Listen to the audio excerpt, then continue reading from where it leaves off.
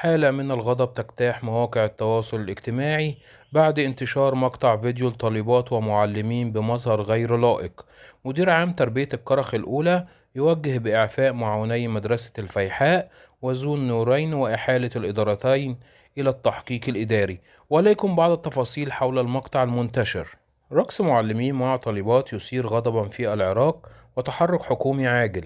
ردود فعل غاضبة أثارها تداول مقطع فيديو على مواقع التواصل الاجتماعي في العراق لمعلمين يرقصون مع طالبات في أحد المدارس. وأبدى رواد مواقع التواصل الاجتماعي استغرابهم من سلوك الكادر التربوي في وقت من المفترض أنهم مؤتمنون على إشاعة الأخلاق الفاضلة بين طلابهم.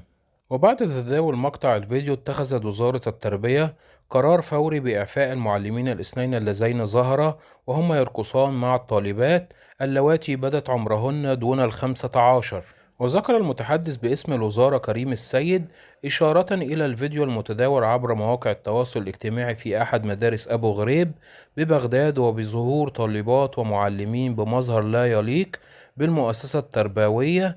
وجه مدير عام تربية الكرخ الأولى بإعفاء معاوني مدرسة الفيحاء الابتدائية ومعاون مدرسة ذي النورين الابتدائية مع إحالة الإدارتين إلى التحقيق الإداري لاتخاذ الإجراءات المناسبة. وتشهد ظاهرة الخروقات للحرم التربوي في العراق تصاعدا منذ سنوات، إذ غالبا ما يتم تداول مقاطع وصور لوقائع تشير إلى وجود انتهاكات بحق التعليم وآليات الانضباط المفترض أن تكون عليها المدارس. وبكده كنا قلت لحضراتكم بعض التفاصيل حول مقطع الفيديو المنتشر على مواقع التواصل الاجتماعي لرقص طالبات ومعلمين بمدارس ابتدائي في دولة العراق، والذي أثار غضب الجميع.